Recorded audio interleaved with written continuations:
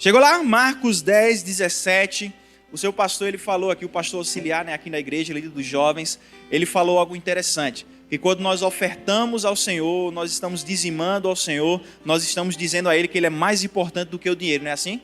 E o texto que Deus ele colocou no meu coração para ministrar a vocês, desde alguns dias atrás, quando o pastor falou comigo, foi a respeito do jovem rico. E no versículo 17 em diante diz assim: e pondo-se a caminho, correu para ele um homem, o qual se ajoelhou diante dele e lhe perguntou: bom mestre, o que eu farei para herdar a vida eterna? E Jesus lhe disse: por que me chamas bom? Ninguém há bom senão um, que é Deus. Tu sabes os mandamentos: não adulterarás, não matarás, não furtarás, não dirás falso testemunho, não defraudarás alguém, honra teu pai e a tua mãe.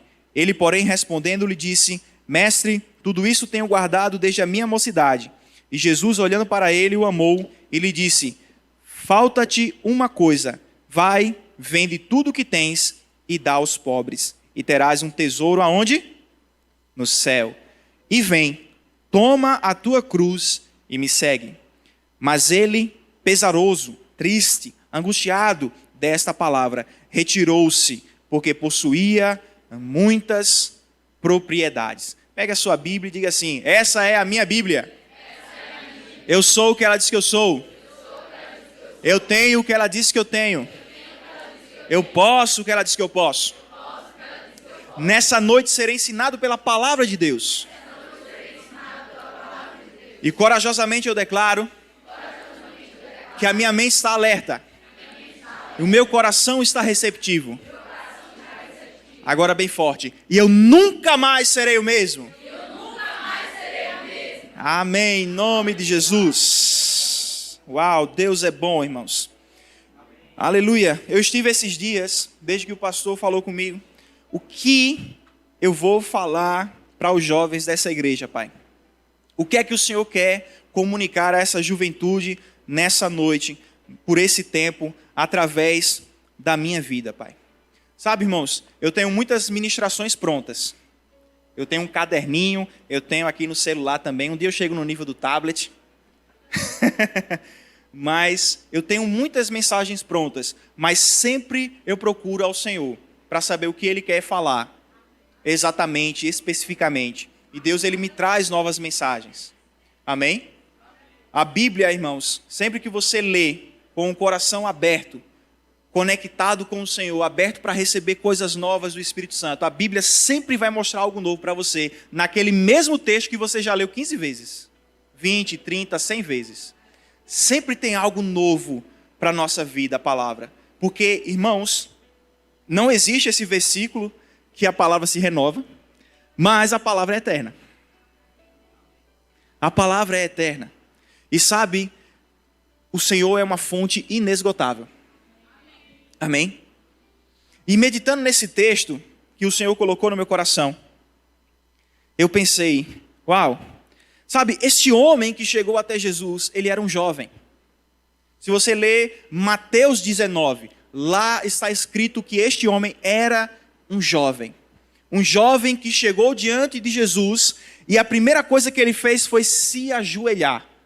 Sabe, irmão, não era costume um judeu chegar até outra pessoa e já ir logo se ajoelhando diante dessa pessoa. Ainda mais que esse jovem não era qualquer um, era um jovem rico. Lucas vai dizer que ele era um príncipe, chama ele de príncipe. Mas príncipe aqui não seria literal, certo? Ele não era um filho de um rei literal, mas era alguém de muitas posses. Ele era alguém que tinha muitas pessoas debaixo do seu comando. Empregados muitos, servos muitos. E esse jovem, ele chega diante de Jesus, por quê? Porque ele ouviu falar de Jesus. Ele ouviu falar de um homem diferente. De um homem que estava andando por aí, fazendo milagres, curando pessoas, libertando oprimidos. Um homem que parece ter tido uma origem muito humilde. Era filho de um carpinteiro. Você sabe que carpinteiro não era rico, irmão. Jesus ele recebeu excelentes ofertas. A gente não sabe nem o que é que ele fez com essas ofertas: ouro, incenso e mirra, que foram seus presentes de nascimento. Mas a gente não sabe o que ele fez. Se serviu de herança para ele ou outra coisa. Com certeza serviu de herança, né? Mas o que é que ele fez com isso a gente não sabe ainda. Mas sabe, Jesus, quando ele nasce sim de uma maneira humilde, mesmo sendo rei. Por quê? Porque ele nasce perto dos animais. Irmãos, olhe, por mais pobre que alguém tenha aqui na cidade de Teresina, eu tenho certeza que ele não vai nascer no meio dos animais. Eu acredito, eu não conheço muito bem aqui a cidade, mas eu acredito que aqui, já me disseram que o SUS aqui é muito bom, não é assim? O sistema é muito bom aqui, então com certeza se essa mulher precisar ter o seu filho, ela vai lá e vai ter o seu filho, não é assim? E não vai ter uma vaca, não vai ter um cabrito perto dela. Mas Jesus teve. Sabe, a Bíblia fala que não tinha lugar para ele na hospedaria. E algumas pessoas elas pensam na hospedaria, eu até falei isso para os alunos do Rema. Quando a gente escuta essa palavra no português, a gente pensa que é um hotel de beira de estrada, mas não era não. Mas você pode ir depois, se você tiver um dicionário no seu celular ou impresso, e compara a palavra hospedaria que está no relato do nascimento de Jesus e a palavra hospedaria que está na parábola do bom samaritano. São palavras diferentes. No bom samaritano está falando, de fato, de uma hospedaria de rua mesmo, de estrada, que as pessoas vão de viagem e se hospedam. Mas na história de Jesus não era isso, era o quarto de hóspedes. E sabe, judeu, ele tem uma cultura muito forte de hospedar as pessoas, eles são hospitaleiros. Inclusive no Novo Testamento, Paulo nos instrui a sermos pessoas hospitaleiras. E José e Maria foram fazer o que em Belém, onde Jesus nasceu? Ele foi se alistar, não é isso? Houve um censo, ele precisava sair de Nazaré, ir para Belém e assinar lá o seu nome. Era a cidade natal dele. Então provavelmente tinha parentes de Jesus naquela cidade. É certo? Você está imaginando aí o cenário, né? Então se havia esses parentes, irmãos, havia uma obrigação cultural de receber José e Maria. Talvez hoje em dia, século 21, 2022, no Brasil, uma cultura totalmente diferente. Talvez quando eu vá para a minha cidade natal, talvez eu não queira ficar na casa de papai e mamãe, para não dar trabalho, eu vou alugar um hotel, eu vou alugar uma pousada. Mas no judeu não tinha isso, você tinha que ir para a casa do seu parente mesmo. Então possivelmente Jesus nasceu na casa de parentes do seu pai José, o pai adotivo. E a Bíblia fala que não havia lugar no quarto de hóspedes para uma mulher que veio quilômetros e quilômetros em cima de um jumentinho, perto de dar à luz. Não tem lugar para você. E onde é que Jesus vai nascer?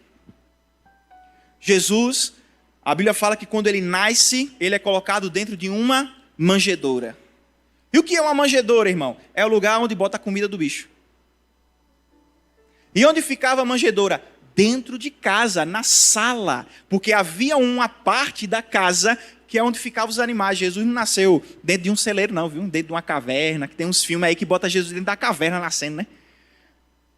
De uma fazenda. Não, não foi assim não. Nasceu dentro daquela casa mesmo. Mas na sala, porque não tinha lugar em cima para ele. Não tinha para Maria lugar para ela lá. Não tinha. E não tinha berço, não tinha lugar, não tinha uma cama. Enrola em lençol e bota na manjedoura. Uau, esse foi o nascimento do rei Jesus. Você sabia disso? E esse homem, esse jovem rico, ele ficou sabendo sobre Jesus. Talvez ele não sabia como Jesus nasceu, mas ele sabia de onde Jesus veio. Sabe, pode vir alguma coisa boa de Nazaré, era o que o povo dizia naquela época.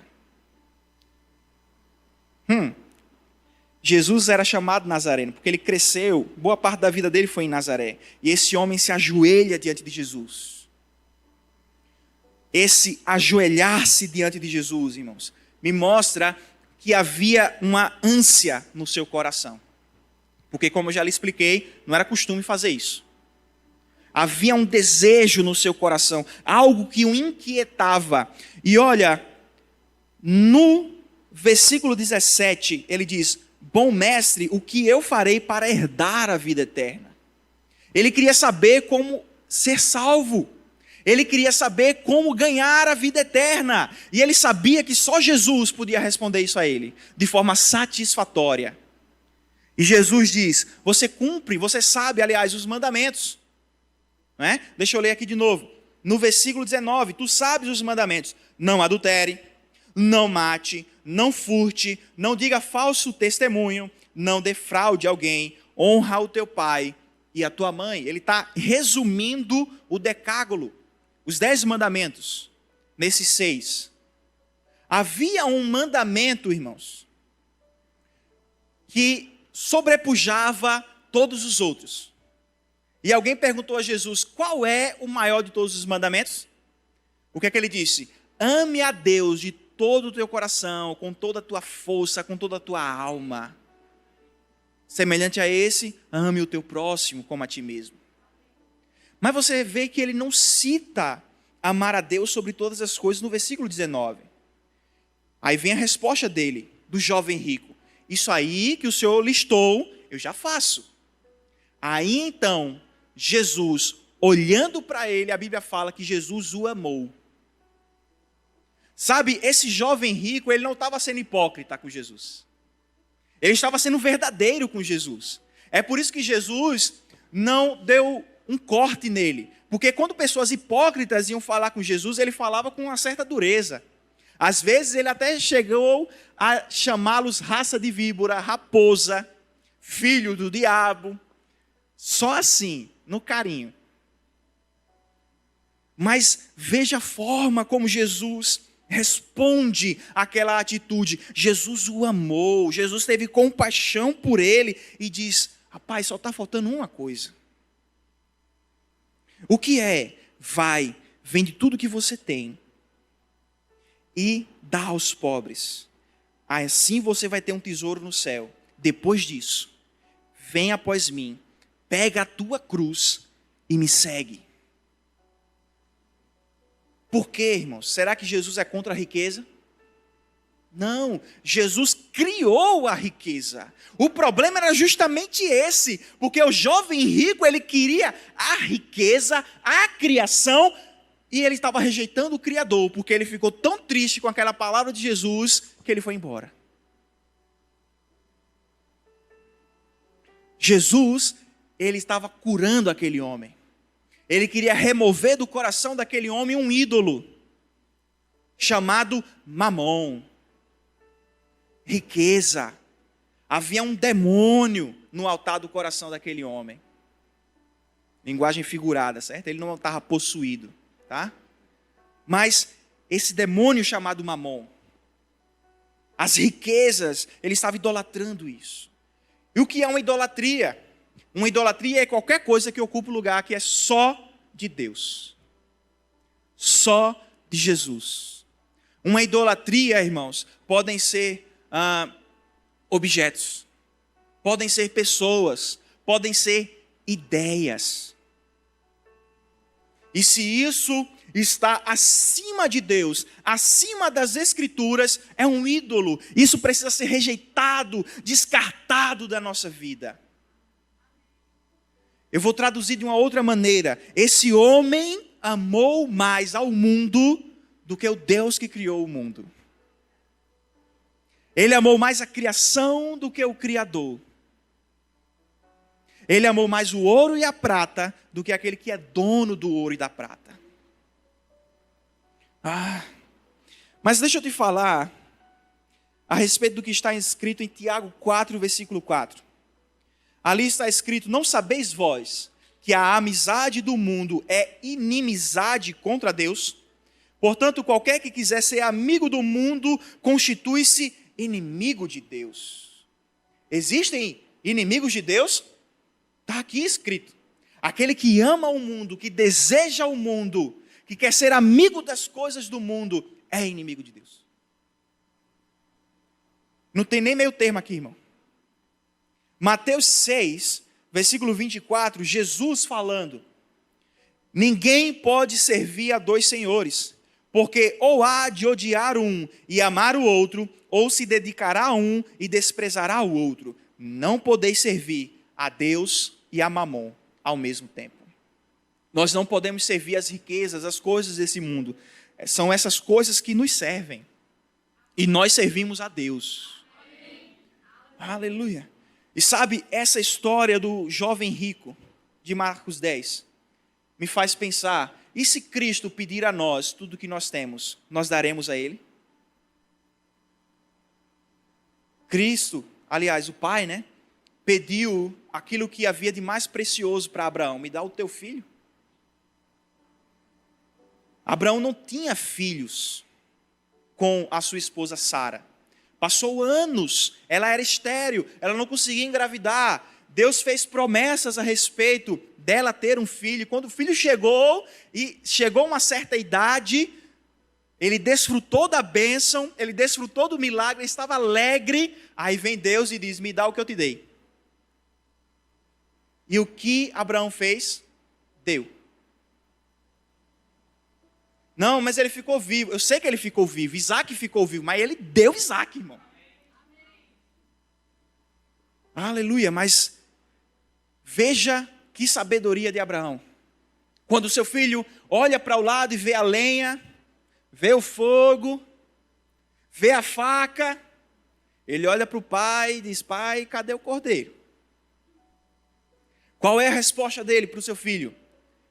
Deus proverá para si um cordeiro, meu filho. Era a fé dele falando naquele momento. Daí então ele percebeu que o cordeiro era ele, né? Mas na hora de imolar o seu filho, a Bíblia fala em Hebreus capítulo 11 que ele ofereceu o seu filho sabendo que Deus era poderoso para ressuscitá-lo dos mortos. Porque aquilo que Deus promete, ele não tira não, irmão. Aleluia. Mas aquilo ali foi a prova do fogo, né? Tem aquele filme Prova de Fogo. Foi a prova de fogo de Abraão. E agora? Eu preciso ser fiel ao meu Deus. Mas eu sei que Ele é fiel a mim. Mas esse jovem fez o caminho contrário. Ele trilhou o caminho contrário. Quem sabe o que Jesus responderia depois? Quem sabe se Jesus não tivesse dito: tudo bem, não dê tudo que você tem. Quem sabe? Ou quem sabe Jesus deixasse ele dar mesmo. Sabe por quê, irmãos? Porque há coisas que precisam ser realmente eliminadas da nossa vida, porque é um ídolo. E isso precisa ser retirado mesmo. Se depois ele sendo tratado, nascendo de novo, Deus ele poderia restituir sua riqueza, irmão, porque Deus é poderoso para fazer isso.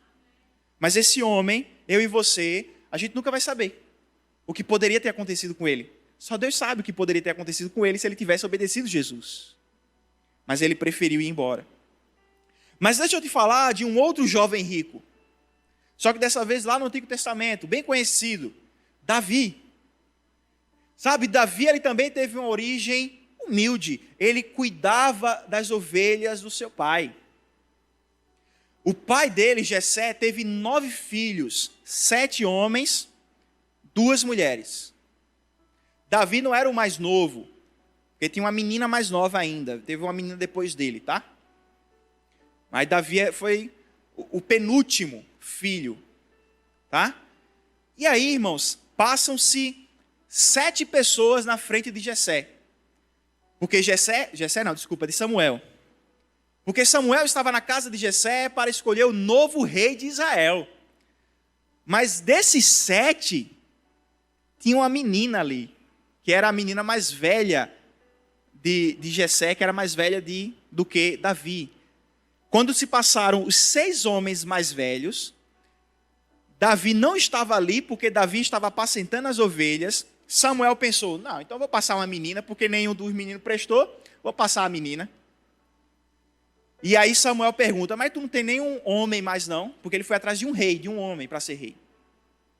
Ah, eu tenho um, mas está lá no campo, está lá no pasto, apacentando as ovelhas. Depois vai lá buscar. Quando ele chega, irmãos, isso está em 1 Samuel, capítulo 16. Quando ele chega na presença de Samuel, Deus diz a Samuel: é esse que eu tenho escolhido para ser o meu rei. Um menino bonitinho, a Bíblia vai dizer, ruivo, baixinho, fedendo a ovelha. Eu não sei nem qual é o cheiro, mas eu tenho certeza que fede, irmão. É esse quem eu tenho escolhido. E por que Deus rejeitou os outros 6 homens? Porque Deus não olha a aparência. Todos altos, fortes, musculosos, de boa aparência, parecia que seriam excelentes reis, excelentes líderes, colocariam medo nos inimigos de Israel, nos filisteus e outros povos. Mas não, eu quero o menor de todos. Porque não é o exterior, é o que eu vejo por dentro. E ele continuou pobre, viu? Porque ele não virou rei automaticamente, não. Pobre para o padrão de Israel, irmão. Tem pessoas incontavelmente ricas em Israel, não só o rei. Ele estava abaixo da linha de rendimento, de renda familiar, a família de Jessé, certo? Mas chega o dia em que ele se casa com a filha de Saul, ainda se ele não é rei. Amém? Mas quando ele chega aos 30 anos, em 2 Samuel capítulo 5, versículo 4, está registrado que ele se tornou rei em Judá. Ele se tornou o mais rico de Judá. E posteriormente ele se torna, 7 anos depois, rei de todo Israel. Primeiro Judá, depois ele se torna rei de todo Israel. Agora ele é o homem mais rico de toda a nação israelita. Mas um dia ele pecou. Ele pegou a mulher de outro homem. E ele fez de tudo para matar esse homem e conseguiu. Esse homem morreu na linha de frente da guerra. E por causa disso houve uma consequência, porque o filho que ele teve com essa mulher que não era sua, mas ele casou-se com ela, Batseba, veio a falecer, veio a morrer. E Deus disse a ele: olha, ele vai morrer. Por causa do erro de Davi. Não é porque Deus quis matar o menino, não. Certo? Deus não acorda um dia: vou matar fulano. Estou com vontade. Vou aliviar o estresse. Não, Deus nem dorme. Mas por causa de um erro, por causa de uma consequência, irmão, o meu filho pode pagar. Porque o filho de Davi estava debaixo da autoridade do seu pai, que era Davi. Enfim, irmãos, Davi chorou na presença de Deus. E sabe o que ele escreveu no Salmo 51? Eu quero ler com você. Versículo 10 e o versículo 11. Salmos 51 é um salmo de Davi. Foi ele mesmo que escreveu. Versículo 10 e 11 diz assim: cria em mim, ó Deus, um coração puro e renova dentro de mim um espírito inabalável. Não me lances fora da tua presença e não me retires o quê? Eu abro mão de toda a riqueza. Eu pode pegar todo o dinheiro e dar para todo mundo daqui, ou fora de Israel. Pode tirar tudo que eu tenho de material, mas não me tira a tua presença, Senhor. Essa era a atitude que Cristo esperava ver, ansiava ver naquele jovem rico. Era isso que ele queria. Irmãos, Deus, Ele não quer apenas uma parte da nossa vida. Eu não gosto de uma frase que diz assim: a oferta a gente dá, a dízimo a gente devolve. Justificativa porque o dízimo é de Deus, aí o que é de Deus a gente devolve. Irmão, o dinheiro todinho é de Deus. Então a gente devolve tudo, né? Por essa lógica. Todo o meu dinheiro é de Deus, irmão. Toda a minha vida é de Deus.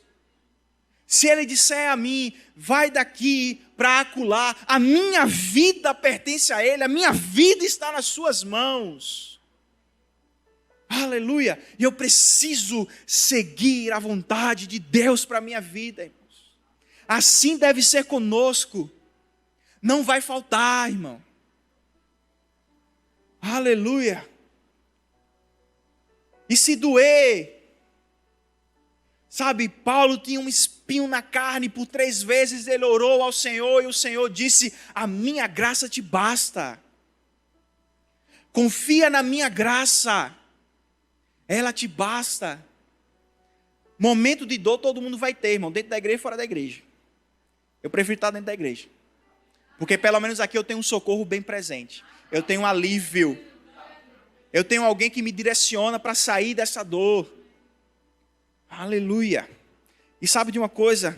Nada, nem o céu, nem o inferno, nem a terra, espada, canhão, bazuca, homem-bomba, leis, perseguidores, ditadores, nada pode me separar do amor de Cristo. Nada pode me separar do amor de Cristo. Nada pode me separar, por isso eu sou mais do que vencedor. Aquilo que nós valorizamos tanto nessa vida, irmãos, como ouro, por exemplo, a gente vai pisar. Nós vamos pisar em ruas de ouro, como se fossem cristais de ouro. Nós vamos pisar, e nós valorizamos tanto isso, não é? Uau! Mas nós estamos dispostos a abrir mão dessas coisas. A questão, irmão, não é se Deus vai me pedir ou não a minha riqueza. Não é essa a questão. A questão é se eu estou disposto a abrir mão. Algumas pessoas, elas me dizem: para que isso, Gabriel? Para que orar tanto tempo? Para que ir para tal lugar só para orar naquele lugar? Para que jejum? É só comer pouquinho. Não precisa jejuar, não precisa disso, daquilo outro. Sabe, não tem coisa que não é questão de precisar ou de não precisar. É questão de sacrifício. É questão de mortificar a carne. É questão de obediência. Às vezes Deus, ele falava para Paulo: vai daqui para acolá, e quando você chegar lá eu vou falar contigo. Fala aqui, homem. Eu não estou aqui, o senhor já está se comunicando agora? Então, pode falar aí, Deus. Mas eu quero que você vá para tal lugar, e lá eu vou falar com você. Irmão, sabe aquela frase: manda quem pode, obedece quem tem juízo? Se aplica direitinho a Deus. Deus, Ele comanda a nossa vida, irmão. E se Ele tem os seus meios, os seus motivos, eu apenas me submeto. Eu apenas me submeto à vontade do meu Pai, irmãos. Mas eu não posso, eu e você, irmãos, nós não podemos amar nada neste mundo acima do Senhor. Nada. E eu usei esse exemplo de sair de um lugar para outro, porque muitas pessoas têm como ídolo no seu coração a sua família. Vou deixar a minha mãe, esse bichinha sozinha aqui, eu não posso. Senhor, deixa eu enterrar minha mãe primeiro.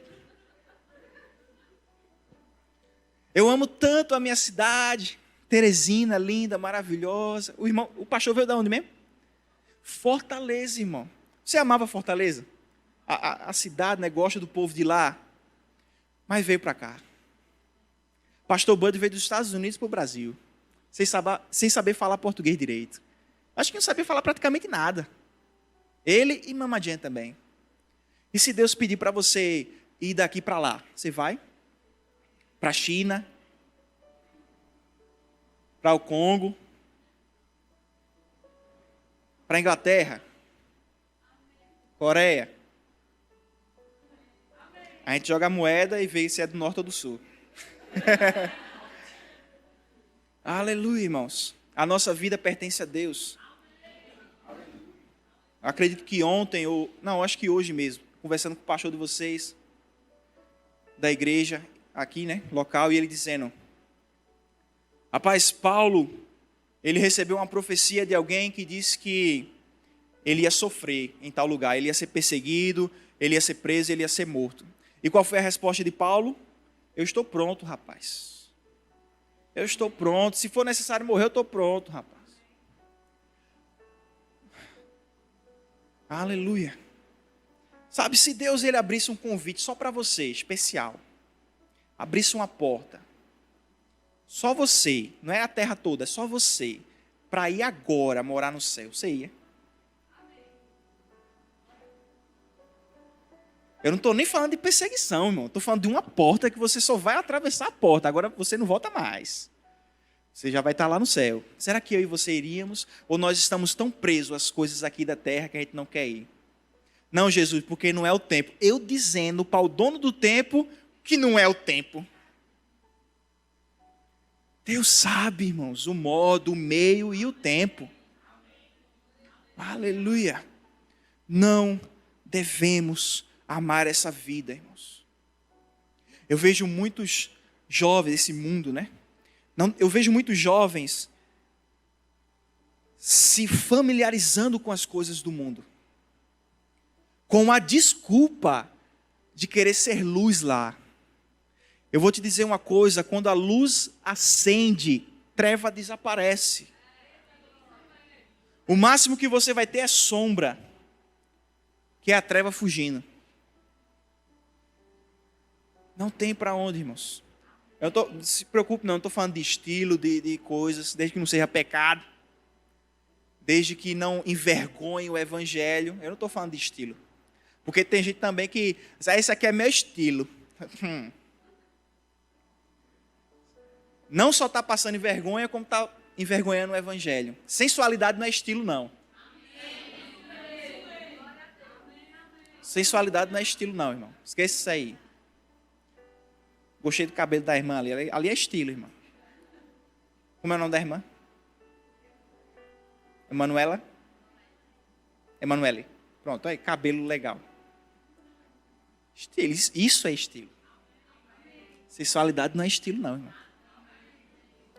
Aleluia. Então tem coisas que nós devemos passar na peneira da palavra mesmo, para nós sabermos se agrada ou desagrada ao Senhor. A conformidade com o mundo é inimizade com Deus, irmão. Aleluia. Em Mateus capítulo 6, versículo 19, deixa eu ler para você, até o 21. Jesus, mais uma vez, ele vai dizer: não ajunteis tesouros na terra, onde a traça e a ferrugem tudo consomem, e onde os ladrões minam e roubam. Mas ajuntai tesouros no céu, onde nem a traça nem a ferrugem consomem, e onde os ladrões não minam nem roubam. Porque onde estiver o vosso tesouro, ali estará também o vosso coração. Qual é o nosso tesouro? Onde está este tesouro? Se o nosso tesouro está nos céus, irmãos, ele está no lugar certo. Mas se o nosso tesouro é o que nós temos aqui na terra, então ele está no lugar errado. Porque ele pode ser corroído, ele pode ser roubado, ele fala de ladrões aqui. Pode enferrujar. Uma coisa que eu tenho hoje, irmãos, amanhã pode estragar. Eu compro um celular $20 mil. O celular. Rapaz, eu prefiro... Deixa eu falar, mas... Daqui a pouco está vendendo um rim para comprar um celular. Amanhã, se esse negócio cair no chão, e aí? Aleluia. Você sabe que quando Jesus teve um perfume derramado sobre a sua cabeça, por uma mulher que chorou aos seus pés, enxugou os seus pés com os seus próprios cabelos, Judas falou, Judas dos Iscariotes, ele falou: por que a gente não pega esse perfume e vende por 300 dinheiros, 300 moedas de prata e dá aos pobres? Ele acrescentou os pobres, que é para ser bonzinho, né? A dar aos pobres. Mas a Bíblia fala que ele falou isso porque ele era ladrão. Quando o dinheiro entrasse, ele ia pegar uma parte para ele. Agora o bicho era bom de conta, viu? E como é que ele passou 3 anos e meio com Jesus roubando? O povo só foi se dar conta depois, quando escreveu o evangelho. Só para registrar lá, ele ladrão. O bicho era bom de conta. Era bom de lábia. Mas quando ele vendeu Jesus, ele vendeu por 30 só. Ele vendeu por 30 só. Sabe o que era 30 moedas? Era o preço que você pagava para alguém pegar um boi, um cavalo que caiu no buraco. Foi o valor de Jesus para Judas. Esse tipo de serviço aí. Às vezes as coisas materiais estão valendo mais do que Jesus na nossa vida, irmão, e não pode não. Não pode. Aleluia. Não pode, irmãos. Não pode. Um celular, uma rede social não pode ser mais importante do que o meu tempo com Deus. Se eu passo 4 horas numa rede social, no mínimo eu deveria passar o dobro com Jesus. Tá aí outra coisa que o povo diz, né? Não precisa de estudo, não. É passar tempo com Jesus. Onde já se viu, irmão? Quanto tempo? Olha, casal aí, maravilhoso, né? Gabriel, né? E Manu. É casado já? Glória a Deus. Se eu perguntasse para Gabriel, certamente ele diria para mim, eu não tenho dúvidas. Eu prefiro passar horas e horas com Manu, assistindo um filme, comendo pipoquinha. E sabe, tá certo. Mas sabe, a gente deveria ter um tempo de qualidade assim com Jesus também. É para que orar 4 horas? Mas eu passo 4 horas assistindo um filme do Batman no cinema, né? 3 dias lá, no cinema, assistindo o filme. É uma questão do que vale mais na nossa vida. Estou dizendo que não é para assistir um filme de 4 horas. Você quer assistir, irmão? Assiste um filme de 4 horas, de 5 horas, Snyder Cuts. Assista, não tem problema. Mas, se essas coisas são mais valiosas para nós, se a gente investe mais tempo nisso do que para a gente, está errado, acabou. Acabou. E tem pessoas que precisam cortar série, precisa cortar filme, precisa desinstalar o Instagram. Se Deus estiver falando, irmão, não constrange o teu irmão, irmão. Não faça isso, tá bom? Mas tem gente mesmo. A minha esposa, há um tempo atrás, ela disse, eu vou desinstalar o Instagram, porque eu quero passar mais tempo estudando, me dedicando. Quero passar mais tempo com Deus. Aleluia, vou ver até o tempo aqui, faltam alguns segundos. Era 40 minutos que o Senhor me deu, não era isso? Pronto. Mas já estamos chegando quase lá. Irmãos, ela desinstalou, depois ela instalou de novo, foi ver as coisas e tal. Mas ela teve uma escolha, ela tomou uma decisão. Eu vou tirar isso porque isso está roubando meu tempo. E nada pode roubar o nosso tempo de Deus, com Deus. Tem uma frase final que eu anotei aqui. Olha só. O verdadeiro evangelho nos ensina a viver neste mundo, mas com o coração no céu. A gente vive aqui, nós somos peregrinos aqui, mas o nosso coração tem que estar no céu. O nosso tesouro tem que estar no céu. Aleluia, irmãos. Sabe qual é a visão que eu tenho para jovens? É uma juventude tão incendiada, que até, eu não sei se vocês falam aqui rolê, fala rolê, o rolê, fala, né? Até nos rolê, tem Jesus ali no meio. Quando chega alguém, já não perde tempo, evangeliza. Irmão, eu vou te dar uma dica. Quando tu chegar no restaurante, tu já puxa conversa. Ou na lanchonete, já puxa conversa com o garçom e com a garçom. Como é teu nome? Rapaz, tu conhece Verbo da Vida aqui em Floripa? Em Teresina.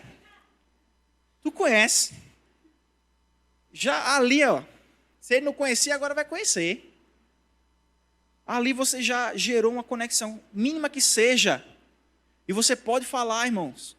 Rapaz, eu estou tão indeciso aqui. Vai ter uma parte na Bíblia que fala assim, assim, assim. Eu estou vendo o peixe aqui, aí eu lembrei de uma vez que Jesus multiplicou os peixes, rapaz. Estratégia. Mas isso vai ser natural para você. Aleluia, isso vai fazer parte de você como respiração.